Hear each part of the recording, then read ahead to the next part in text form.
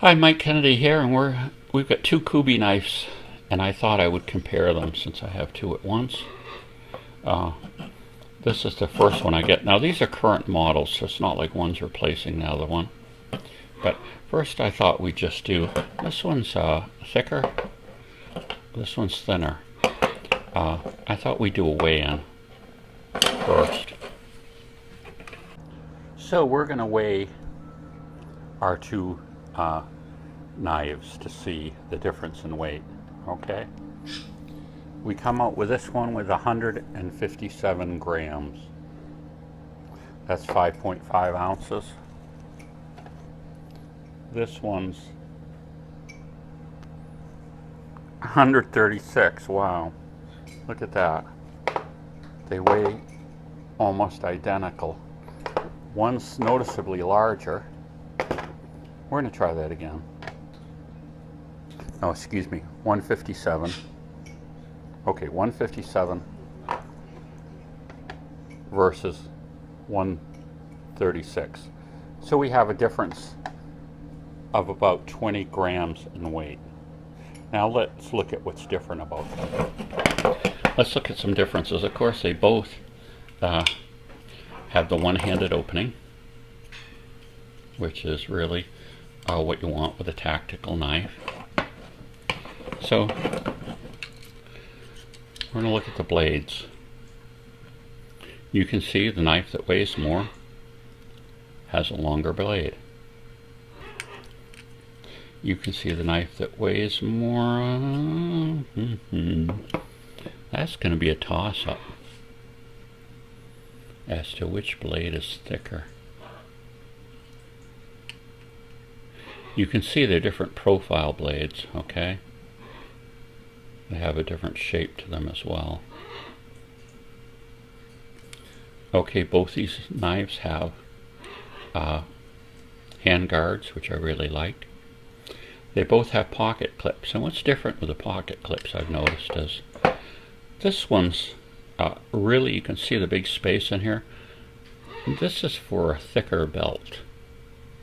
Not that you can't use it on a thinner belt, but this one has a thinner space. This is much more suited to carrying on the thin belt that I tend to wear. Okay, now other people might wear thicker belts. We have a difference at the opposite end too. We have difference in the lanyard holes here. This one has just a hole. This one actually has a slot. I'm not saying you couldn't put a metal ring in this if you wanted to, but this one, it would be easier to put a metal ring if you wanted to.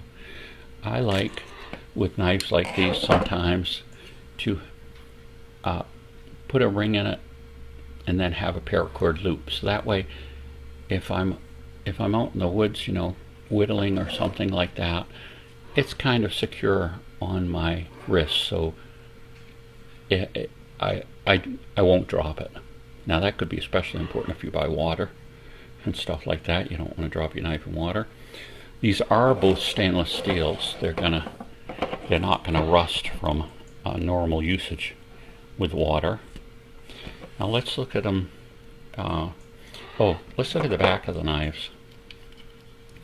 This knife has the addition of this little knurled area, which is a thumb rest. That allows you some more control, especially if you're making notches in wood and things, or you just want to be more precise with how you carve things. Now obviously I can hold this knife like that too, but I think it's nice that this knife has that actual thumb rest on it here too. So they both have really, as you see on my other videos, they both have really good strong locks. Let's look at them closed. And we see that practically, I would say, which they bill them as for being 4.5 inches closed, they're both exactly the same length closed. So what do we got to say here? It's obviously going to be personal preference. Here, when you have a longer knife, you're carrying 85 more grams, and you've got I guess you could call this in some ways, you know, the handle has these on it, so you have more traction, I guess you could say that. Also, look, this has spaces in it, okay? I've found if you're going to have a knife rattling around in your pocket with change, that sometimes these spaces can be problematic because even with once you've got the knife closed, coins can get in here. And then if you try to open that knife quickly, you get a penny or a quarter stuck in there or something. So this one is nice for more in-pocket use. This is all closed up. It does have a small open section here, so the things can fold back into it. But this section's all closed, and I think that makes this better for being in your pocket. So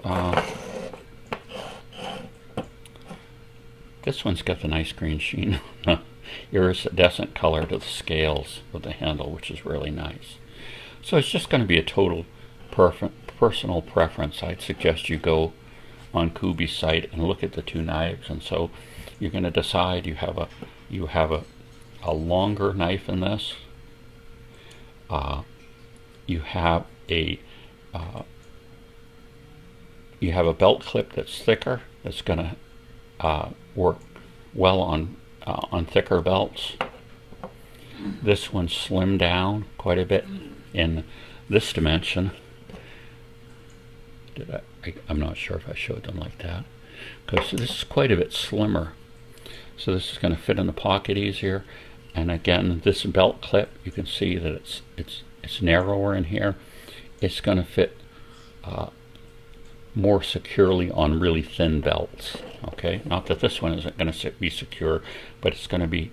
This has got the space in it to be put on a thicker belt. So one might say, and I'm not gonna, I guess, like I say, it's personal preference. The blades are sharp. They're both stainless steel, so they've got all these same features. I guess if it could narrow down to the fact that this one is thinner and lighter, and this one is not. Okay, so what does that apply to? Well, carrying it on your belt in places, say as an everyday carry type of knife, this one might be superior, maybe not. For a knife that you're carrying out with you, ruggeder as far as, well, I shouldn't say ruggeder, but a longer blade.